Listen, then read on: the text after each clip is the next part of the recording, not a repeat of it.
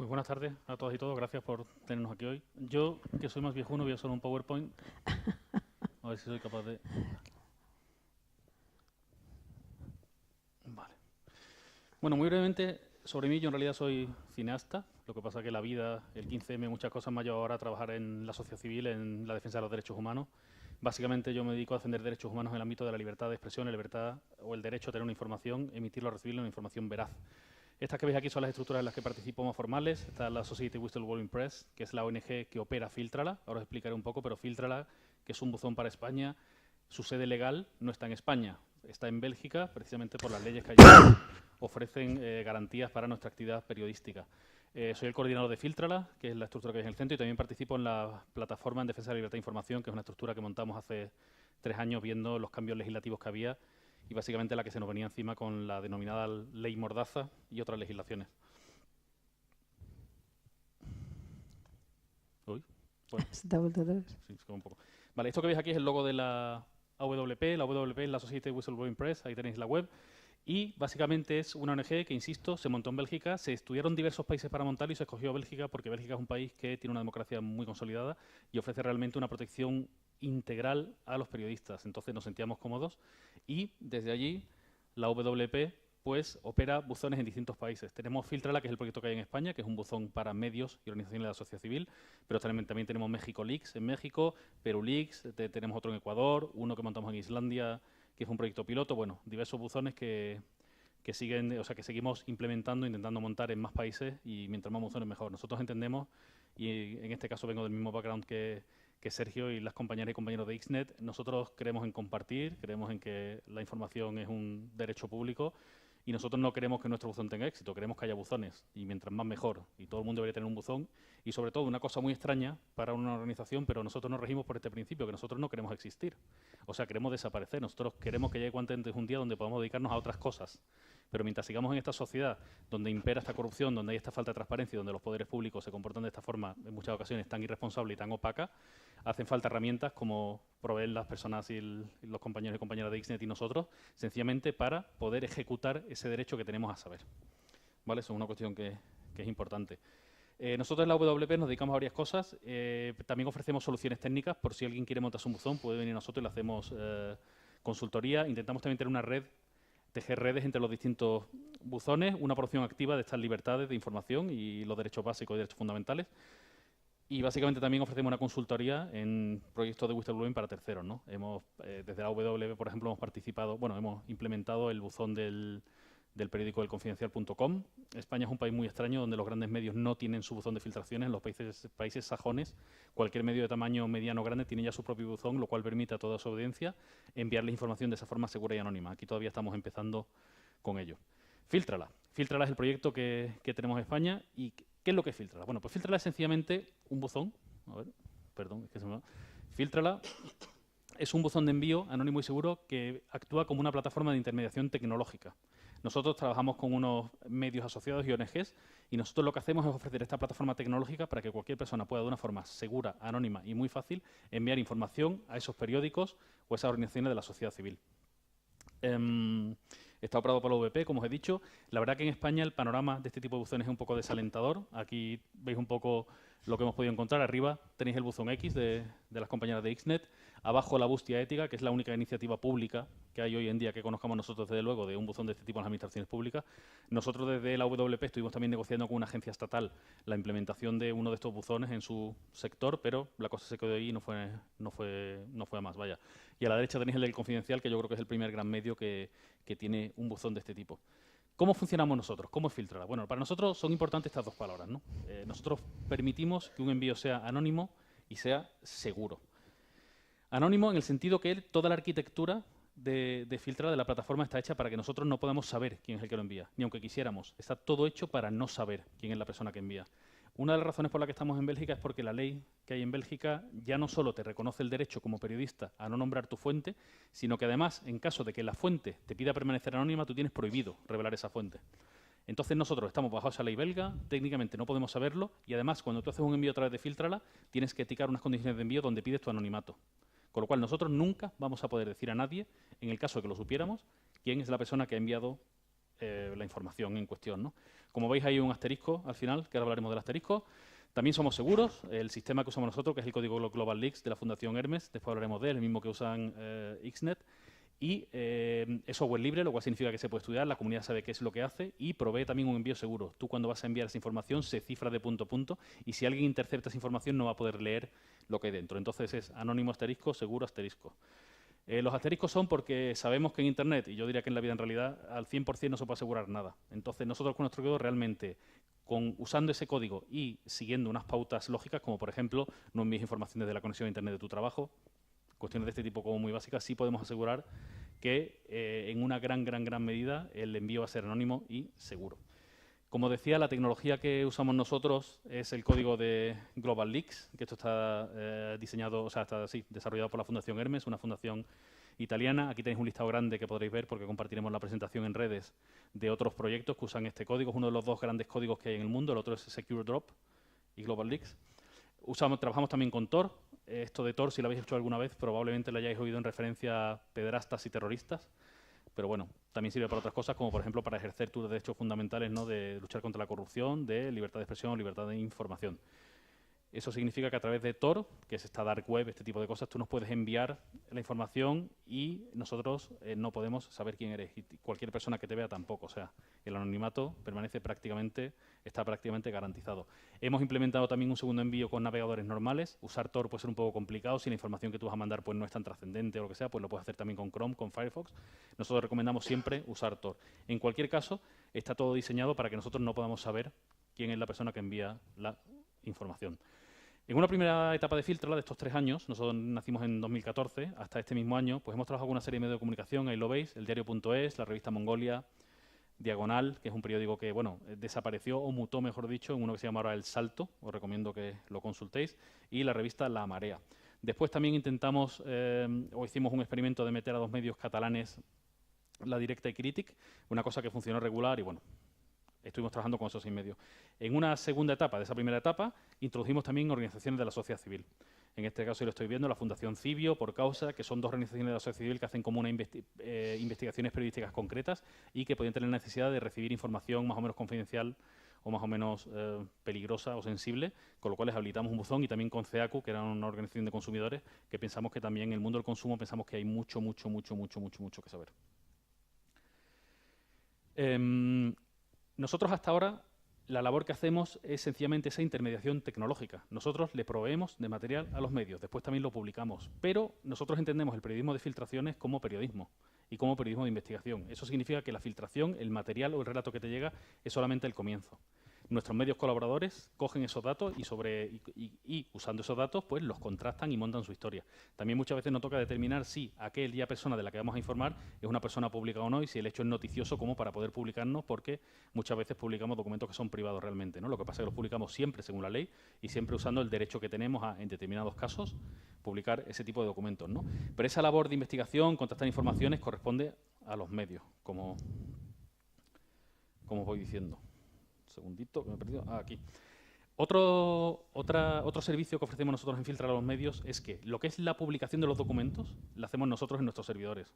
Con lo cual, si tú tienes un medio, trabajas con nosotros, te pasamos la información, tú los estudias, tú montas las noticias, tú puedes sacar unos pantallazos o publicar un extracto de los medios o lo que quieras de los documentos, pero nosotros nos encargamos de esa publicación de los documentos en nuestros servidores, que son seguros, en países especiales y además bajo nuestra ley belga, ¿no? Con lo cual, de cierta forma, también ayudamos a los medios a protegerse ante posibles acciones judiciales en su contra, ¿no? Otra cosa que hacemos nosotros es que nosotros, dedicándonos en muchas ocasiones a publicar documentos que son privados, somos muy escrupulosos con la privacidad. Muy escrupulosos. Nosotros no publicamos nada de lo que no estemos seguros que es legítimo publicarlo y que es nuestra obligación como periodistas publicarlo, ¿no? Y después también, a la hora de publicar documentos, borramos todo tipo de metadatos o redactamos los nombres de las terceras personas no implicadas. Aquí siempre pongo el mismo ejemplo. Si nosotros vamos a publicar un documento de la agencia tributaria, un 720, una regularización patrimonial o algo así, en la primera página viene el nombre del pobre empleado, del abogado de ese señor, que es el que con su firma electrónica ha presentado el papel en Hacienda. Es una persona que ha hecho una labor ahí técnica que no tiene nada que ver, pues nosotros vamos a borrar el nombre de esa persona porque entendemos que no tiene que ver nada con la información. Es una cosa que intentamos hacer bastante consecuentemente. ¿Cómo se usa Filtralab? Pues muy fácil, hay que entrar en la plataforma, te sale el buzón de envío y veréis que de una forma muy fácil, sencillamente tú puedes adjuntar texto, adjuntar unos documentos, lo das y lo envías. Una vez que has acabado el envío, te quedas con una especie de código de 12 cifras, que es un código que te puede servir para volver a entrar en la plataforma y comunicarte con nosotros. Pero, insisto, nosotros nunca sabemos quién es la persona, ni la IP, ni el país, ni nada de cualquier envío que haya llegado a nuestros servidores. ¿Qué tipo de publicaciones hemos tenido en Filtrala? Bueno, estos 3 años hemos publicado como bastantes cosas, siempre en los medios de comunicación. Aquí tenéis unos números que están un poco desactualizados, con lo cual seguimos. Pero, por ejemplo, hemos publicado cuestiones como las listas negras de contratación que había en el CSIC. O una cosa quizá más pequeña, pero también preocupante, como una carta de un magistrado del Tribunal Constitucional pidiendo un trato preferencial en un procedimiento privado. O las famosas cuentas de las campañas olímpicas de Madrid. Publicamos, o también cuestiones de medio ambiente, como una empresa se llama Aircross, resulta que falsificaba unos informes de contaminación a la Junta de Andalucía sobre unas actividades que hacía. Bueno, cuestiones de este tipo. Sueldos de la plantilla de Telemadrid, bueno, cuestiones. La última cosa que hemos publicado ha sido la semana pasada y ha tenido que ver pues con esto que estamos viendo estos días de la regla de gasto y de la intervención del Gobierno central de determinados ayuntamientos. Y básicamente lo que yo entiendo que conseguimos es probar documentalmente cómo el Gobierno central está tratando de una forma especial al Ayuntamiento de Madrid al intervenir en las cuentas, en el sentido que el Ayuntamiento de Jaén, nosotros tenemos prueba documental que tenía el mismo tipo de incumplimientos que el Ayuntamiento de Madrid, pero en este caso la agencia tributaria o el Gobierno, o no sé muy bien quién, decidió hacer una excepción y les dejaron tranquilamente, mientras que la Ciudad de Madrid pues realmente se le intervino las cuentas con las consecuencias tan graves que estamos viendo y que vamos a ver. Una característica que tenemos nosotros es que el 80% de los envíos, o sea, gran parte de los envíos, y seguro que Sergio también nos puede decir, pero debe ser también parecido, casi todo lo que viene o está incompleto, o es un relato que no tiene documentos para comprobar, o es un relato pero tiene 150 documentos. O sea, son realmente como muy complicados de comprender. Entonces hay una labor editorial de ver qué es lo que hay, ver qué es lo que no hay, separar cosas. Probablemente nos dejemos cosas por el camino y tenemos que haber recibido buenas historias que no hemos sido capaces de publicar. Eso, por supuesto, ha pasado. Ahora, de hecho, en la próxima etapa vamos a tener ya un periodista a media jornada que se va a encargar de revisar todos los envíos consecuentemente, porque hasta ahora lo hacíamos de una forma un poco regular, ¿no? Entonces nos hace falta ese trabajo de edición, que es el que vamos a empezar, ¿no? Aún así, con todo esto y con muchos envíos que vienen y unos sirven no, pues resulta que a principios de 2016, de repente nos llegó un envío un poco especial que se acabó llamando los papeles de la Castellana. Esto es una especie, seguro que todas y todos los que estáis aquí habéis oído hablar de los papeles de Panamá, o últimamente de los papeles del Paraíso, como estas macrofiltraciones de muchos gigas. Bueno, para nosotros nos pasó algo, pero como en pequeñito, y algo como en local, ¿no? Recibimos un montón de gigas, 15 gigas con 40.000 documentos, que nos enseñaron y nos demostraron las prácticas fiscales que tenían muchas de las élites de España. Con eso estuvimos durante todo el verano publicando una serie de noticias en los medios, que lo voy pasando en los medios colaboradores, La Marea, lo que era Diagonal, el diario.es, donde, aparte de contar historias concretas sobre determinadas personas, grandes empresarios, la familia del rey, por ejemplo, de cómo se abrían fundaciones, evadían impuestos o despistaban impuestos de una forma a veces legales, a veces entendemos nosotros que ilegales, lo que hicimos fue mostrar un comportamiento. Yo no me atrevería a decir generalizado, pero de luego un comportamiento habitual que hay en las élites de no pagar impuestos, básicamente. Todos nosotros aquí que estamos pagando impuestos, todos los que hemos ido a la cafetería hemos pagado un 10% del café con leche que va para el IVA, para la caja de todos, para nuestras pensiones, para nuestros colegios, para esta sala.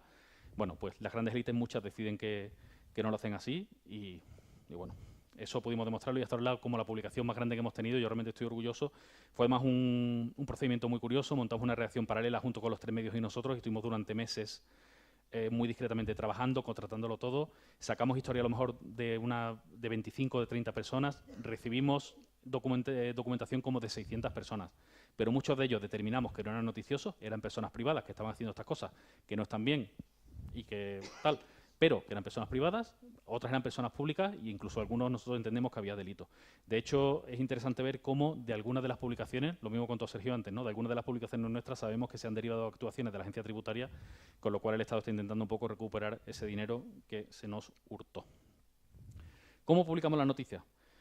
Bueno, esto lo voy a pasar, es simplemente un ejemplo para que veáis que los medios publican la noticia, ponen un extracto, siguen los documentos y nosotros, en nuestra web, publicamos los documentos. Ahí podéis ver en la URL además que está en un servidor en un país, como os decía, seguro, y es como otro servicio que ofrecemos. Para ir acabando ya, teníamos esta primera etapa de Filtrala hasta este año y a partir del año que viene iniciamos una nueva etapa donde vamos a hacer varias cosas. Lo primero que tenemos que hacer es una cosa muy importante y reclamábamos antes el hecho de la ayuda pública o de qué pasa con lo público y qué pasa con lo de todos en esto, ¿no? Nosotros Filtrala es un modelo que todavía no sabemos si es sostenible. O sea, nosotros ofrecemos un servicio a medios y ONGs, pero tenemos que generar suficiente valor como para que esos medios y esas ONGs decidan pagar un pequeño canon sencillamente para hacerlo todo sostenible. Porque esto evidentemente tiene unos gastos técnicos, unos gastos de mantenimiento. Este código Global Leaks es un código que se rompe mucho, hay que estar encima de él siempre. Y hace falta personal, bueno, hace falta unos gastos, ¿no? Entonces todavía estamos para ver. Ahora hemos conseguido una pequeña ayuda y vamos a estar durante un par de años viendo si es posible y si esto va a funcionar. Para ello vamos a intentar meter un gran medio de comunicación de masas, lo cual también supondría un salto cualitativo en el alcance que tenemos como plataforma. Y otra cosa que vamos a hacer, que a mí me hace especial ilusión, es que vamos a diseñar un vivero de buzones para ONGs. Muy bueno esto consiste en que nosotros vamos a invitar, bueno, vamos a invitar a algunas organizaciones a participar y vamos a hacer también un open call, una llamada pública para que todo aquel que tenga una ONG que piensa que le vendría bien un buzón nos escriba, nos diga por qué, seleccionaremos unas cuantas, las dejaremos en la plataforma durante una serie de meses y pasado ese tiempo, si la ONG le ha encontrado valor, puede pagar el pequeño canon y si no, pues cesamos la actividad y dejamos entrar a otra, ¿no? Es un poco ir desarrollando esta cultura de que todo el que quiera tenga la opción tecnológica de tener su propio buzón. Insisto, la sostenibilidad es uno de los problemas que estamos aquí. Voy acabando. ¿Qué problemas tenemos en España con esto de las filtraciones? Bueno, el primero que tenemos es la ausencia del marco jurídico que proteja a las filtraciones y a la prensa. De hecho, en España no solo no hay marco jurídico que proteja, sino que tenemos un marco jurídico que es muy agresivo. Con la reforma de la ley de enjuiciamiento criminal viene a decir algo así como que si tú en el delito de revelación de secretos, o sea, que hay gente que puede entender que lo que hacemos nosotros puede ser revelación de secretos, si tienes algún tipo de uso informático, lo cual básicamente es todo lo que hacemos ya, podría ser considerado terrorismo. Con lo cual yo siempre lo digo que me dedico al periodismo y al terrorismo, según quien lo diga, es un poco así. Pero realmente tenemos que cambiar estas leyes porque no puede ser. Perdón. Aquí. Lo siguiente es también, lo que os decía, la existencia de ese marco jurídico que realmente criminaliza estas actividades. Otro problema que tenemos en España es el tema de la barrera tecnológica. La penetración de Internet, el uso de dispositivos, el tema que Tor, nadie sabe qué es lo que es. Bueno, es una cosa con la cual tenemos que seguir luchando. También el desprestigio de la prensa, especialmente la prensa tradicional, ¿no? Pero ¿para qué le voy a mandar yo algo a los periódicos de información si después no la sacan, si no sé qué? Yo creo que es otra cosa que realmente tenemos que hacer, ¿no? Pero básicamente a mí lo que más me preocupa es el desconocimiento del fenómeno por parte del público. Nadie sabe qué es lo que son las filtraciones. Las filtraciones tienen además esa fama o esa connotación de que es algo como malo, como algo secreto, de jóvenes hackers con capucha que quieren destruir la sociedad como la conocemos, cuando sencillamente es, joder, ser un buen ciudadano y un ciudadano responsable y donde ves tú una mala práctica o un delito, sencillamente la das a conocer. En este caso, lamentablemente, a través de una plataforma como la nuestra, que esperamos que no exista, como ya decía, porque está súper comprobado y en esta jornada lo vais a poder comprobar de primera mano, que si tú denuncias una mala praxis, un delito, te van a fastidiar la vida, pero básicamente no es otra cosa que cumplir con tu obligación, ¿no? El fenómeno, como decía, de las filtraciones tiene este rollo de ilegal, oscuro, delito, contraproducente, desleal. Yo me acuerdo siempre de una reunión que tuve con funcionarios de la Comunidad de Madrid, que hablando con ellos, enseñándoles un poco el modelo, hablando de estas cosas, ellos me decían que sí, que molaba mucho, pero que en realidad que ellos sentían que tú, al comunicar o al hacer pública una mala práctica o un posible delito de tu consejería, era como que te estabas chivando, ¿sabes lo que te digo? Como que estabas como en contra de tus compañeros. Era el rollo ¿no? El rollo de cuando en realidad lo que estaban haciendo era su obligación como funcionarios que todos les pagamos, ¿no? De vigilar, que todo se haga según la ley, este tipo de cosas, ¿no? Con lo cual esta cuestión tenemos que realmente cambiarla. Estamos nosotros.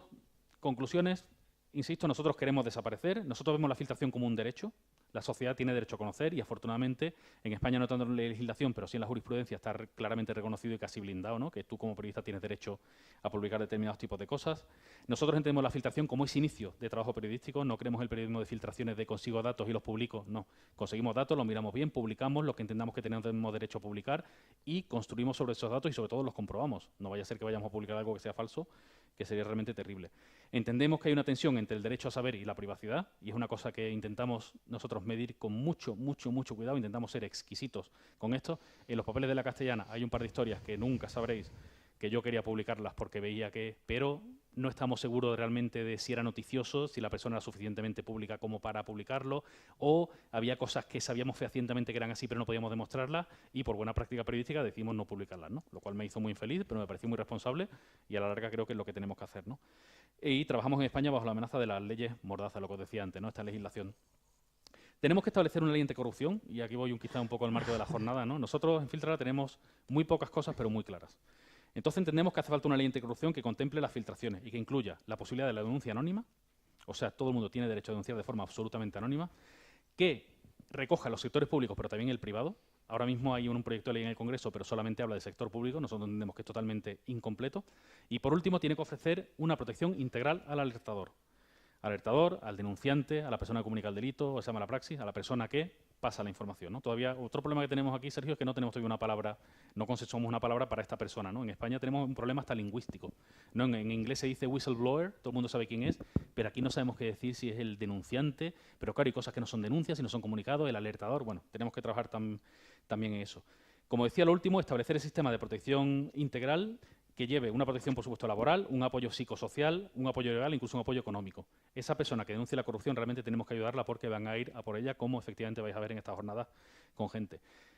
Y por último, tenemos que cambiar el relato. Tenemos que cambiar el relato, tenemos que enseñar que esto de las filtraciones, tenemos que saberlo. Vosotros, como futuros periodistas, es fundamental que conozcáis el fenómeno, que lo adoptéis, que sepáis que es legítimo, que lo utilicéis, y conseguir que la sociedad sepa qué es esto y que esté dispuesto a usarlo. Así que por mi parte, esto sería todo. Muchas gracias a todas y todos. Muchas gracias.